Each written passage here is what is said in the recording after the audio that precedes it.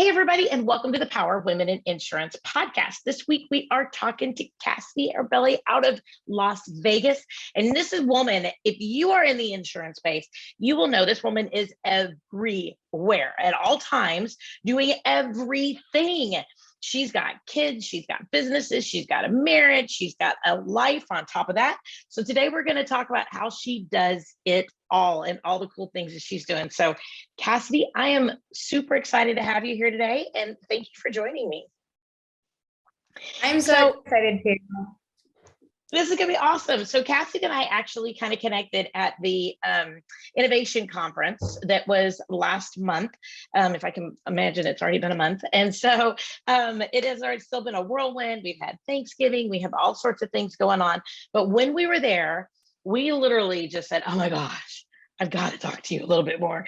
And I want to hear all about your story, how you got into insurance, and how you became this mogul that you are today in so many different aspects of the insurance and business, because I'm super curious. So tell us how you got here. So it's a really long story. Obviously, I've been in insurance for over a decade.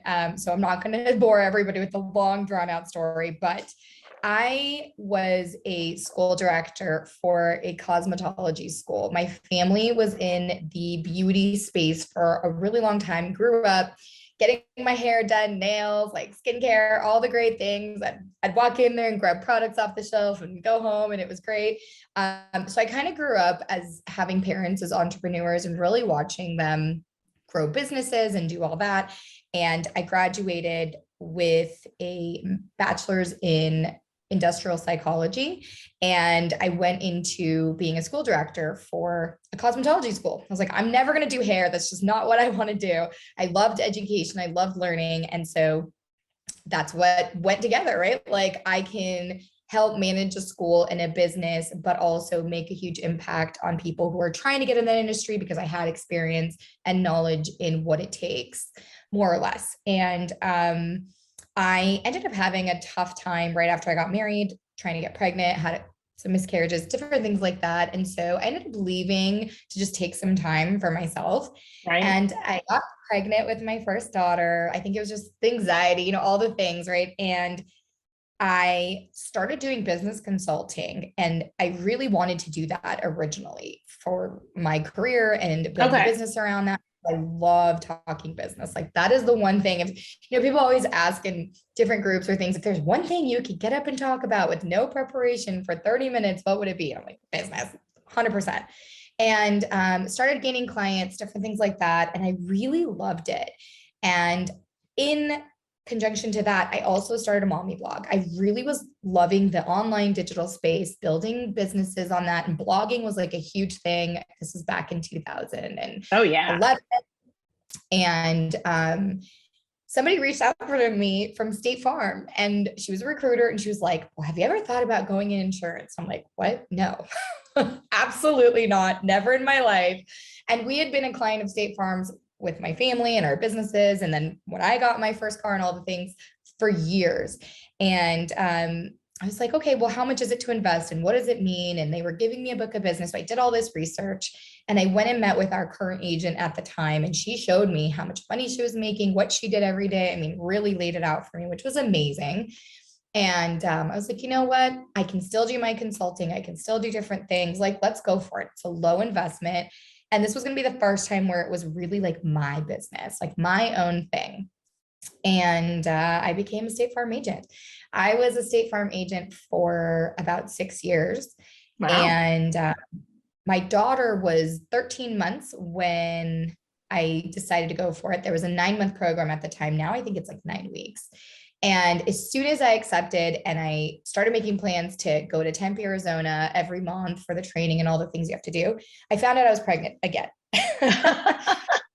So, 9 months of training and 9 months of, baking a baby. And my son was born 3 weeks after I opened, or right before I opened my doors. So I had a newborn, toddler, all the things. And it was like, ever since then, just life's taken off and been kind of chaotic and whatnot. And I haven't really come down from that high vibration of all the things happening all the time since then.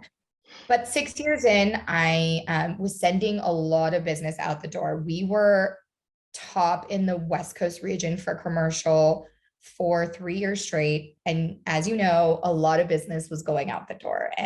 And we really loved commercial. Like that was our baby. We loved understanding what people were doing. Again, business, right? Like those are my favorite Yep. clients. Those are the people I wanted to hang out with.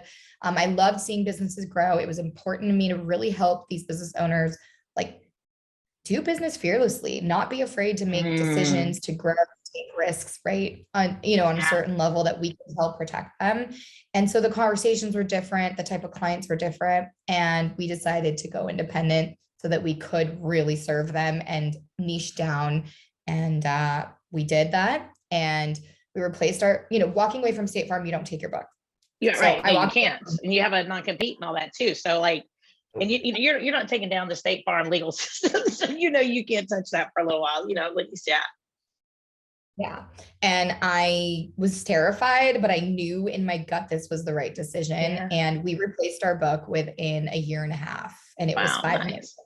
Like it's crazy. Yeah. And we all just understood. Suddenly we were writing 3 times as much as we were writing before. And my team members thought I was insane. They were like, this is our goal. We never hit this before. Why would we hit it now? Like all the things. And they started getting the taste of, bigger accounts and the retention that we had. I mean, all the good stuff that comes with it, right? And yeah, we haven't looked back since. We currently now have only 2 salespeople in our office. I am never really here. I'm doing other things, which we'll probably talk about. But in that time too, as insurance for me was the starting point. And as soon as we started becoming profitable, which thankfully was really quickly, I started opening other streams of income and investing in things and other sources year after year. And that's the beauty of insurance, is having that residual stable income coming in every month really gives you the ability to take some more risks in other ways and to build other streams of income and not be afraid to also look outside of insurance once you've got things going well and it's Mm, stable and money's coming in, and make smart decisions on investing and trying to diversify the ways you're earning income. I mean, even with COVID, luckily insurance made it through, and this is one of those industries that's always going to be yep. around. However, I was terrified. I was like, oh crap, all my commercial people are going to close their businesses and cancel their Yep. insurance. Luckily that didn't really happen, but I was nervous. And then I knew I had other sources of income, so that was great, right? So just different things like that. And that's really just kind of where I've gone since. And a lot of people get to see me do different things in different industries. And that's kind of how that's all really evolved. And I had another kid in between. And so there's been a lot. Yeah, definitely been a lot of stuff. That's kind of like the short story, the short version of, insurance and how it's really evolved. But I love it because you've taken your passion for teaching and educating and empowering other people, which you knew you always had, right?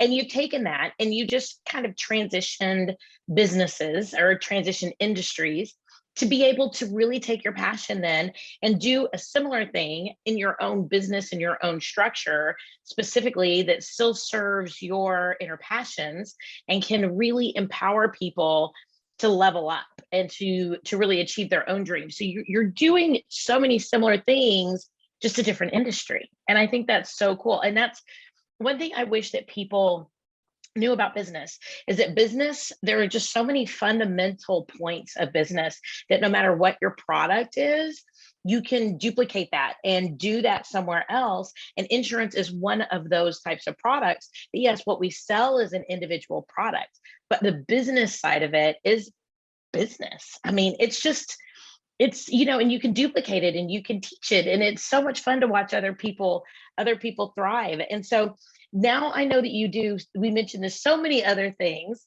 So tell me what you've been able to grow into from that passion, and really, because I'm right there with you. I love empowering other people. And I know that when,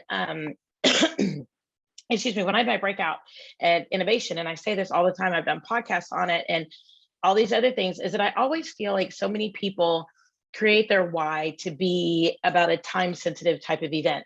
People create their why to be about taking their kid to Disney World, or this is my why. It's my kids and my family, and my kids and my family are everything to me. Don't get me wrong, but they grow up, right? They have a life.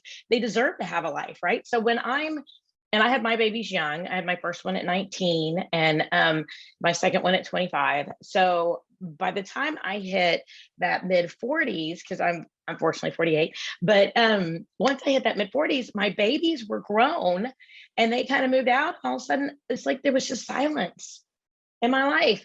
And I think it's so cool because you've been able to tap into that deep passion that you have that fuels your desire to be with your family and your ability to provide for your family and all of those things, but it still gives you that passion moving forward to empower other people. So tell us a little bit about how you're taking that and making that so kick ass to be able to get you where you want to go and help other people too, because I think that's so cool.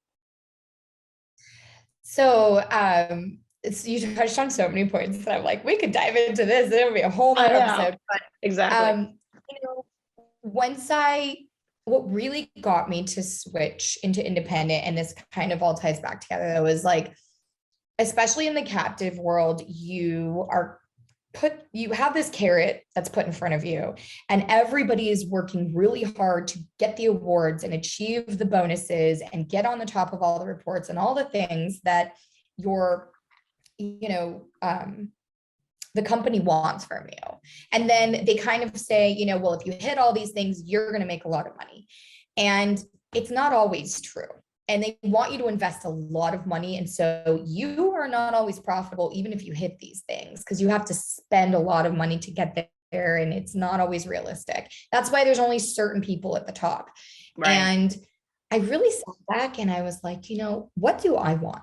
What's important to me in all the life categories: family, health, home, marriage, romantic, whatever you want to call it, financially, and what's our things on my bucket list, and what do I enjoy, hobbies and joys that I have in my life. And I started realizing that I really need to build this business for what I want. And this company doesn't care about me at the end of the day. I'm just another number. And I need to make sure that I'm taking care of me first, because I can't pour into others if I'm not taken care of. And so when I really started thinking about that, that's when I decided, what do I really love doing in this business? And how do I do more of that? Right. And what does that look like? And that's how the whole independent side came on, and the type of clients we wanted to work with and the type of niche we really wanted to tap into.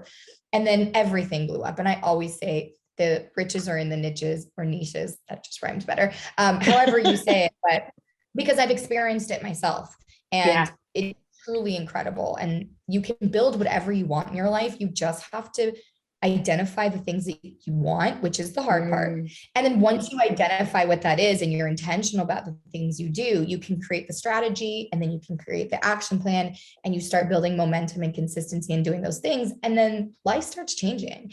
And when I had the independent agency and everything started working out, and we realized we were going to make it, and we realized that this was so much better and we were happier, I started getting this itch again.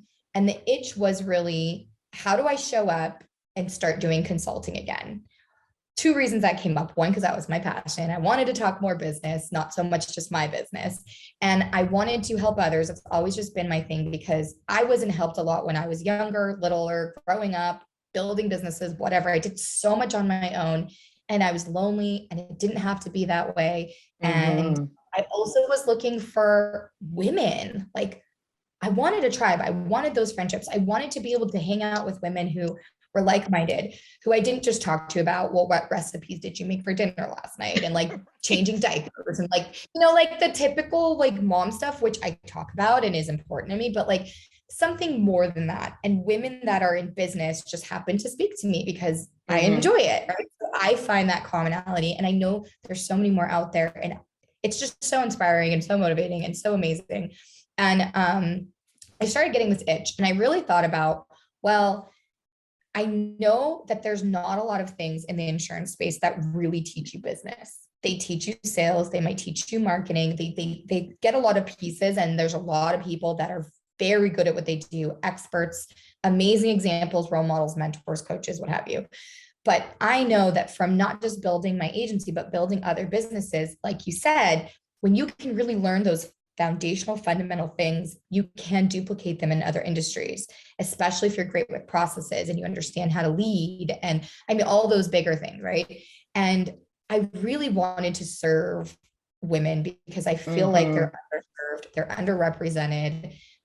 They are going up against a male dominated industry and it's just hard. And we kind of get like put in the shadows a bit. And I'm really trying to like call them out and just be like, don't be afraid. There's more of us. Come hang out with us. Like, and as you get around people who are sometimes doing better than you or living the life that you want to be living or have experienced things you just haven't quite experienced yet, you're able to 10x and you're able to absorb things and you get inspired and empowered, like you said. And I learn so much from the people I work with too, every day. It's the most incredible feeling. And so I really sat down because when we made the jump to independent, I wrote out the whole business plan, everything I had learned, all the things that went right, all the things that went wrong. We literally had a big, those big Post-it papers. Oh yeah. You could or whatever. We wrote out, what are we not doing anymore? Like, what have we done in the last 6 years that was terrible that we don't ever want to do again? We even had one of those lists. And I created an entire formula, an entire plan, and we implemented it in independent. And it's what took off. And it's from all the things I had learned and the experiences from everything, not just insurance. And all the things I worked on with clients beforehand. And when people would say, hey, can I pick your brain? Or, hey, I'm always struggling with this. Like a lot of the questions that would come up constantly in our industry. And I was like, this is a winning formula. Guarantee it. If people follow it, it'll work. It's very systemized. It's very process-based, but it includes the intentionality. It includes strategy and it includes accountability and even like learning how to hold people accountable and yourself and the organization of business and how to step away and how to delegate and all of those things, right? And it's really what enabled me to continue opening businesses, to step away and not have to work when I don't want to give ownership to my team and have them really take on our business like it's theirs and lead them in a way that allows them to build a life they love.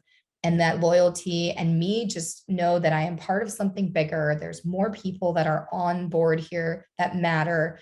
And yeah, that's just where I'm at now. And I had this itch and I was like, you know what, I'm going for it. If this was 3 years ago, I only went for it the beginning of this year, but there was a lot of things that I was planning and thinking about and really sitting down and envisioning and trying to manifest and deciding what it was I wanted. And I wasn't ready when I launched this thing, I'll be honest, right? Because nothing is going to be perfect. It's going to be messy. It always is. I was like, if I don't do it now, I'm never going to do it.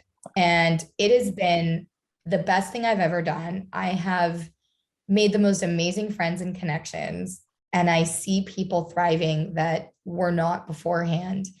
And I've cried a lot and it's just been amazing and super motivating to just keep going and showing up however messy or however much I can. It's the best part of my day. When I get to check in, I get to go live, when I get to engage, when I get to hear stories. And they help me so much in return. And I mean, even just last week, I posted something just about like how grateful I am for this incredible community that I am a part of that I never even thought I would be. And I was missing so much for so many years. And I cried like a baby because you don't know what impact you're going to have. And you don't know what things are going to manifest in your own life. And I was missing something. And I'm like, I'm going to go out and create it. And it's going to be fine, whether it works or not, but it's been amazing. And I love it. Yeah. I think that's awesome. That's awesome. And it's definitely something that's needed. Cause like you said, because I've been in the industry for 19 years. I started my agency 19 years ago. And I think that I started independent. My dad was Allstate before. And I always say this, we had the mold crisis in Texas and he wanted to go independent, but needed somebody who was not like, he had a non-compete. He couldn't go independent on his own. And so we went ahead and we put it on my name. But he stayed with Allstate for like 4 more years to be able to keep up his finances, whatever, till we could afford for him to come over. So, I mean, I started it from nothing. And just being a woman in that space, there were so few women, and there were so few women who stepped up. And that's also not only the conversation of the women, number of women in the insurance space, especially in ownership, but then also just leadership across the board, women that are willing to put their voice out there, to be able to teach, to be able to lift other people up. It seemed like a lot of women are in support roles, which is great, because people that have support, hearts for support, are so needed in really, really strong support roles. But even then, that can still be a leadership role of teaching and empowering other people in a support role. And I love the fact that you've really helped women. And I love the Facebook group. And I know that you had mentioned just a few minutes ago, is a great Facebook group called Female Insurance Agency Owners. And you really help people to find their voice, to be able to find their strength. And I love that. And I think that's something that's different about your platform, is it is a little bit of it's not just the concept of empowerment, of warm fuzzy empowerment, but it's also like, come on, ladies, it's a little bit of a challenge. You're enticing women to step up. You're enticing women to be strong, and I love that. And do you find that women are very receptive to that? Because I think sometimes women think of themselves in such a support role. We kind of have to be convinced to step up into that leadership role. How do you find that working with women, that you've been able to help them, bring them out? So I think it's twofold. I definitely think I intimidate sometimes, and there's going to be people that are like, "Whoa, that's too much for me," and I'm one of those people that have been told my entire life, like, I might be too much. And I'm okay with that. So I think there's some people that it's just not, I might not be for them, but there are some women that I'm definitely for, and they see someone similar to them and vibe with them and say things that I'm maybe not afraid to say, but they believe in too. And they sometimes just need that push, like you're saying, be like, yeah, like, heck yeah, I agree with you. Everything you're saying, this is exactly how I feel. And then there's those that are already there. And then I think there's some there that are like hiding a little bit and are watching and are participating in some ways, but maybe are just not ready yet. And those are the ones I really want to show up for, because every single one of these women have what they need and what it takes already inside of them. If they would just kind of get out of their own way sometimes, right? And not have certain limiting beliefs or certain fears. And, just like we've talked before, it's intimidating, this industry. And just like real estate or the mortgage industry, it's, again, very male heavy. And I love men. I could hang out with men all day long. Like, that's not an issue for me, but it is an issue for some women. And there are things and ways we get treated differently in our industry from wherever that may come across. Some people haven't had it yet. Some people have it a lot. Some people have it less. Some people know how to deal with it better or don't. I know women who have left because of that, which is terrible. But, so I think just having more representation, which I talk about a lot, and seeing more women on the top and talking about their experience and not being afraid, like you're, boasting or trying to talk yourself up. That's not what it's about. This is about really saying, hey, I'm here to hook arms with you. I'm here to put my hand out. I'm here to get a hug from you just as much. I still need it. I'm growing. I'm going through things. There are a lot of times where I come on and teach and talk about stuff that just happened to me a month ago. It's not necessarily, a long time ago, but I made it through. And what if somebody else needs to hear this? And usually you're just a few steps ahead, and that's what somebody needs to hear or see. And the collaboration and the questions in the community and people showing up and answering questions too. I mean, just in all the other groups and the other platforms and ways people can do this, whether it's, a mastermind that women get together and do and nobody knows about, but it's theirs, it doesn't matter. And they help each other out and they collaborate. And I really think women are more willing to do that nowadays in general, but also in our industry. I've noticed it's very empowering. It's wonderful. I don't think you find that a lot, and it's definitely special. And I love being able to just be a part of that. So I think that's, again, I'm not going to be for everyone. Neither are you, that's right. fine. Nobody is. Exactly. Yeah. And I think it's important that we're not afraid to be seen who we are authentically. And it's too hard to fake it. It's not worth it. Like, I can't, this is not me. just always been one tired. of those people like, if I don't like something, you're going to see it all over my face. There's Yep, no way to hide the expression. That's just how I am. totally. And I've just learned to embrace it. You know, I've had a lot of people say like, I swear you put words in my mouth, or you just know what I'm thinking. And then I'm sure there's some people that have unfollowed or not been a part of it because I'm just not for them. And that's okay. Absolutely. But I am a challenger. I am ambitious. I do want to, you know, we all need a kick in the butt sometimes. I always say I'm not a coach because I'm not a cheerleader. I'm a consultant. I'm here to really give you tactical things that you can put in place and take action on. And sometimes it means a little kick in the butt. And that's okay. I need it too.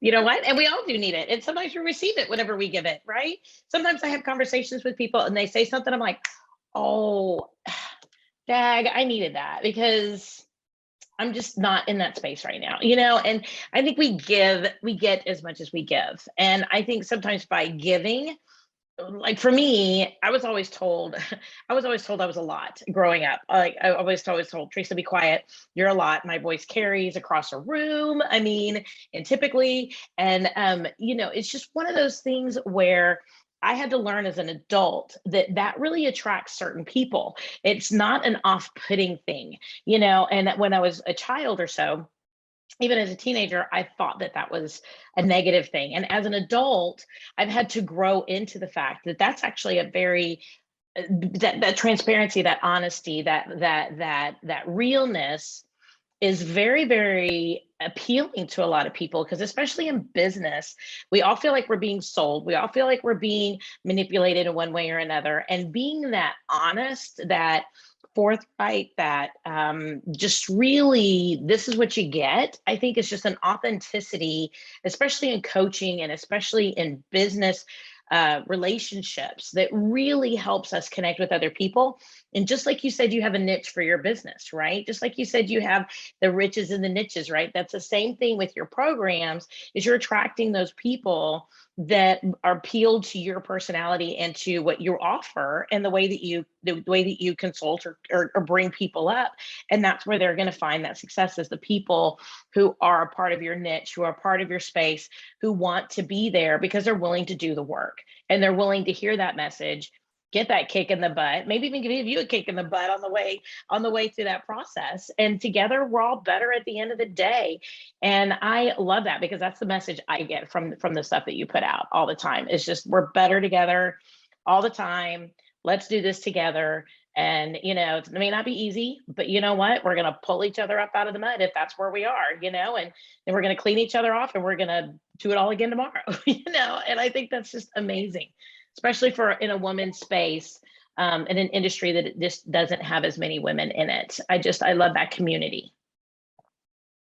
And I really think that that's changing. I think a lot more women are getting an insurance. There Mm-hmm. are men that are retiring and getting out, and more women are coming in. So I really think it's one of the most crucial times for us to create some of these spaces for them and for ourselves to continue being here for a couple more decades, right? And really enjoy the process for ourselves. Like I selfishly also really enjoy what I'm doing. And I think it comes through in a lot of ways. But yeah, it's been a hell of a ride. Like we'll see what happens. And I'm really trying to listen to the community and the women. What are they saying they need? What are they asking for? And to really just provide them what they want. Because one, if I don't, then it won't matter anymore, right? Right. But also because like the things they ask for are the things that I want to, right? So it's like, okay, then maybe I'll just find a way to do this because, you know, or if somebody else has it, like, oh, we have this amazing resource, and really doing the research myself. And I've been connecting with so many incredible people that are like, oh, well, I do that. I'm like, great. So if somebody needs that, I've got you. This is awesome. And why not to sound sexist, but why not support each other? Like if I could refer an amazing, incredible, ambitious woman to another one, and they get those connections going and they can support each other. I mean, let's face it, that's been going on the other side for thousands of years. We can do the same thing. There's nothing wrong with that. Now, if we don't have one, or it's not the right jive or not the right whatever, then there's a million other people we can go to, but why not try to support each other and what we can do within our community and really help each other rise together, there's no reason not to. And I think that that's so much more fulfilling than, just sending somebody who needs something to someone random when you can really provide like a great experience. So that's also part of that community and making those master connections and really being someone who can facilitate that for others. Because I didn't have these things. I had to really do the research. I had to hang out with the guys and try to pull the information out of them as much as I could that they were willing to give. And there's other things that you kind of had to go through. And I mean, you've been in the industry longer, so you definitely felt it, I'm sure. And I really feel like that's changing, which just makes my heart happy that, we can be a part of that.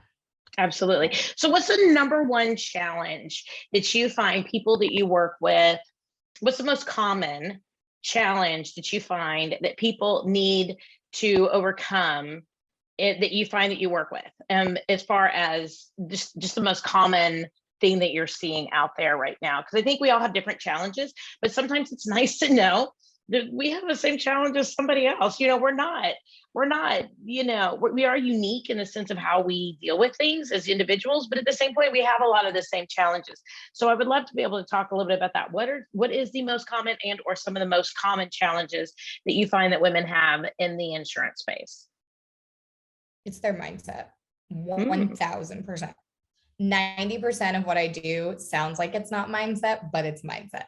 As soon as over a lot of either the stories they tell themselves, the things they're kind of believing, and also really tapping, like I said, into that intentionality. They're just going kind of running on empty in a lot of ways and not building that business for themselves. What do you want? What makes you happy? How much money do you want to make? Not what, John Smith down the road is making, or whatever, your carrier says that you should be doing, and not what your franchise you're with or whatever your best friend's doing down the street in the same industry. Like, what do you want? And having that intentionality, really thinking about you and what's important to you, and how do you want to create this life, and what's the best day in your life look like? Write it out. Let's talk about it. Because when we have that, then we can sit down and say, okay, here's what we're doing. This is what we're going for. This is what we want to get to. And it really feels right and aligned with who we are and what we want and what's important to us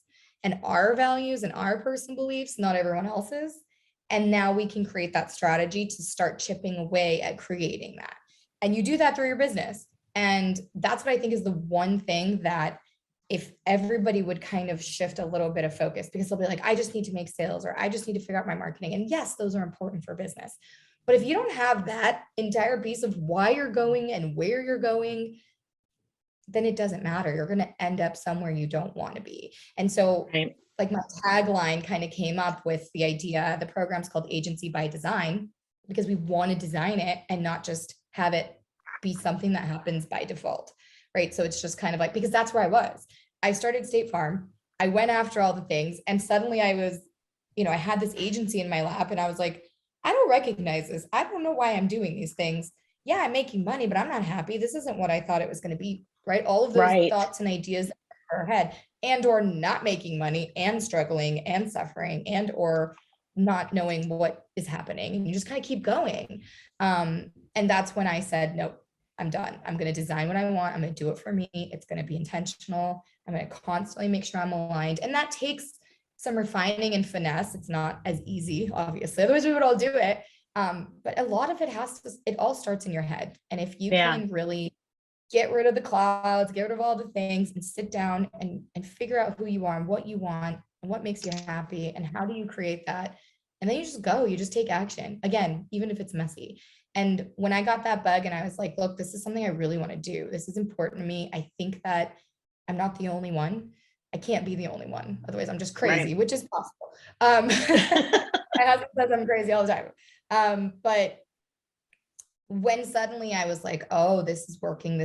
People are telling me this is what they need and this is what they're looking for. And that, or even if they didn't know they were looking for it, right? That's when the magic starts happening. And you're like, wow, okay, I did something I was aligned with. I did something intentional, and results are starting to happen.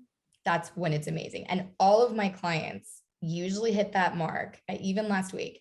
And they're like, this is all coming together. I get it. I understand now why, you've structured it the way you structured it, or it was formatted the way it was formatted. Because in the beginning, they're like, why am I doing vision stuff? Or why are we talking about limiting beliefs? Like, I need you to help me make money. So suddenly they start making money and they didn't even have to do sales training. Like, right? Like, that doesn't make sense to us sometimes in our industry, because we just see sales, training on that. And you think that's the answer. And a lot of times it's not. You got to get out of your own way. And you can put that picture together. It gives you such a stronger foundation of everything that you're doing.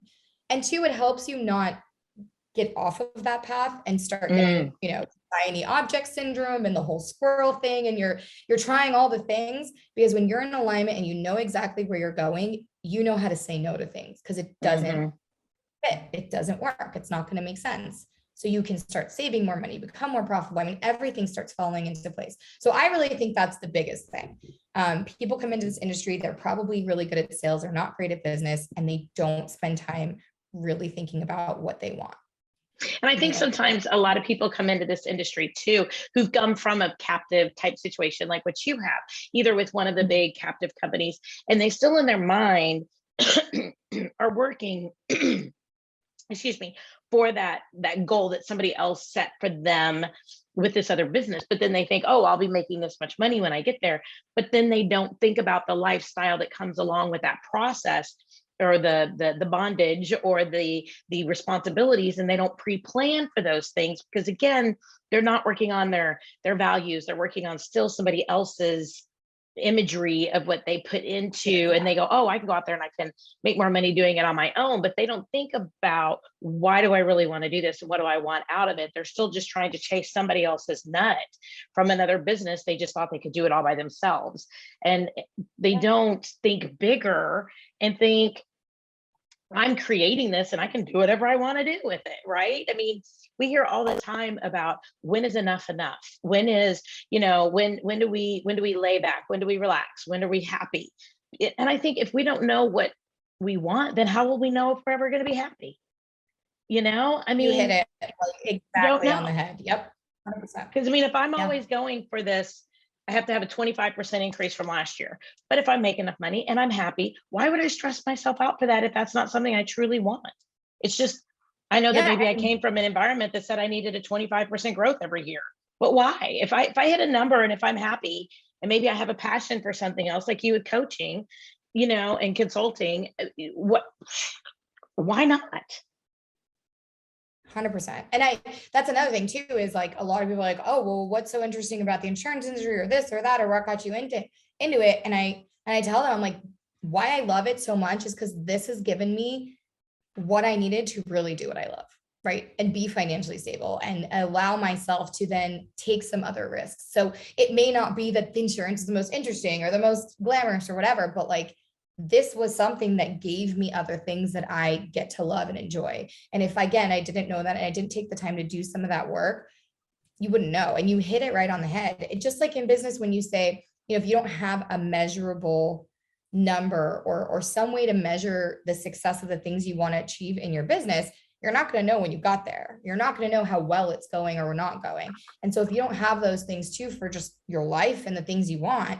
And it's funny because when I really dive into this with people, it's all across the board. Suddenly someone's like, I don't want employees. I just want to handle it myself. And this is what'll make me happy. Or someone's like, I want to open 10 locations. And, so it's all across the board, all over the spectrums. And then it's like, great. How does this feel? Is this really what you want? Now let's get to work. And then we start working on stuff.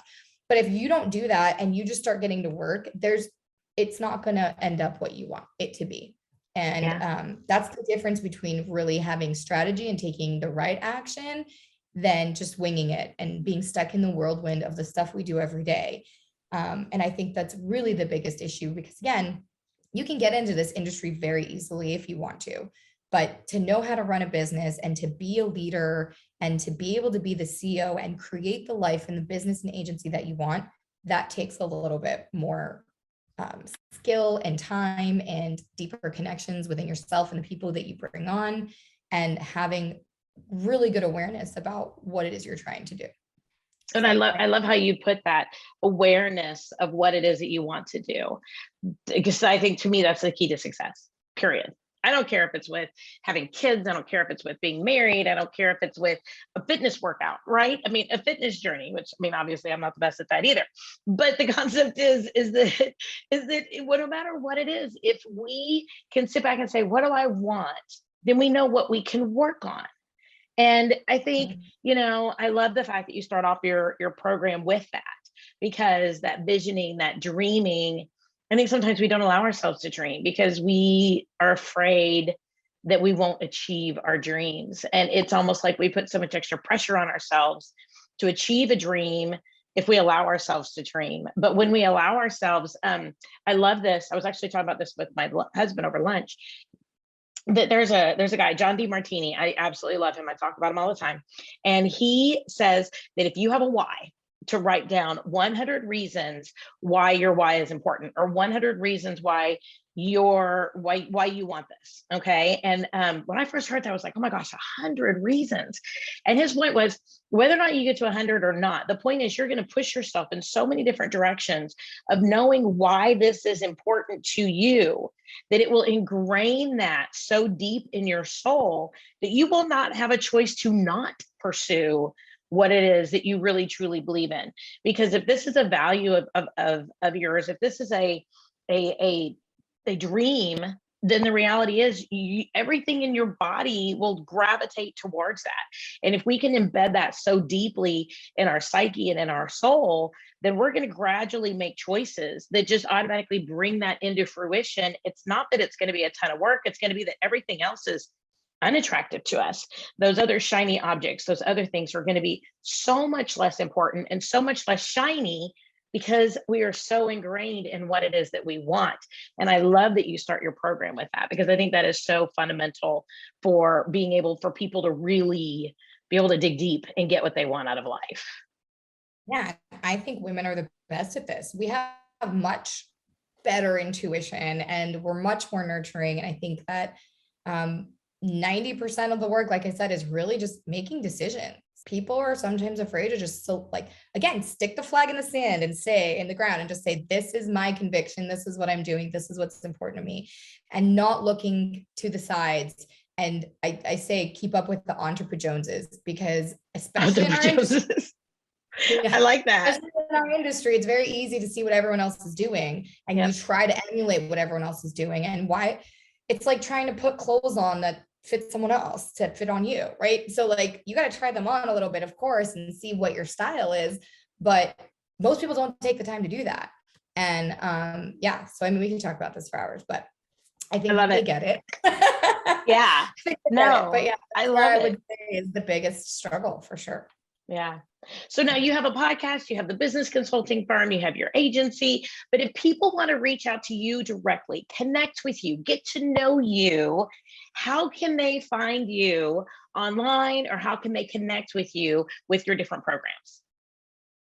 Yes. So the podcast is called Unburden Your Business, and it's really about showing up and talking about business and life. And I try to give tactical tips and tools, because I hate listening to a podcast full of fluff, right? And I think that your podcast and my podcast is really about, like, we have these conversations and people can take things away from it and put them into action, because that's what really matters at the end of the day. I say all the time, if you're listening to this podcast and you haven't taken any action, stop listening, because you're just wasting your time. And there's the challenger in me. Right? But that's true. And I try to eliminate stuff that I listen to or hear that is not really impacting my life. But so that's the podcast. You can have a listen and maybe get something out of it. But I am on Facebook and on Instagram, Cassidy Arbeli or Unburden Your Business, spelled exactly how you would spell it. And I'm constantly on there, just engaging, chatting, send me a message, just say you've listened to the podcast, and I just love to know. But me and Teresa, really connected, and I'm sure this won't be the only time, we get together. And I got to witness in person, for those of you that have not met her, she's exactly the way she sounds and is, and all that heart and all that love. And you're sweet. There's so many people that, you impact and inspire. And I feel honored to hopefully call you a friend. At least I do. And absolutely. I'm excited to see what happens in the future, because there's only really a handful of women that are speaking out, and I'm Yep. praying so hard every day that more and more, you know, see that it's not that hard, and they can be a Yeah. part of this. And I'm calling them out, and hopefully we continue growing that. And I'm excited to see what happens 10, 20 years down the road. Me too. Me too. Me too. I think I actually got this conversation in Tampa, and then we're going to wrap things up. But I feel like we're on a cusp of change in our industry. I feel like something is boiling. It's bubbling. It's starting to churn under the system, a revolution in our industry. And I'm super excited to see where it's going to be here in the next 5 to 10 years, what that's going to look like, what the next generation of insurance professionals are really going to be functioning as, and what they're going to bring to the table too. And I just think there's something here. There's something that's bubbling. There's something that's growing, and I'm really pumped to see what that's really going to look like. I love it. Thank you so much for having me. Thank you, sweetheart. And you know what? Thank you for those pizzas too. So I appreciate you. We were all like, we got off this boat. We were all starving. We were standing there. I go, I got to get pizza. And so you were just awesome. So I appreciate you very much. So that was fun. That was a fun night. It was good pizza. All right, everybody. Well, you know what? Thank you so much for listening to another amazing episode with Cassidy Arbeli with the Power Women in Insurance, where we highlight another amazing woman in the insurance industry, what she's doing, how she's working her mojo, and how she's making the world safe for democracy within her own personal world. And we are excited. If you have any additional questions, please feel free to reach on out to Cassidy, because she is around, she's available, she's personal, and she is fabulous. So make sure you do also listen to our podcast. We have a new episode every single Wednesday where we get the opportunity to chit chat with another amazing woman. And if you have the opportunity, please make sure you give us a review so we can go ahead and get the message out. Everybody, thanks so much for listening, and have an amazing week.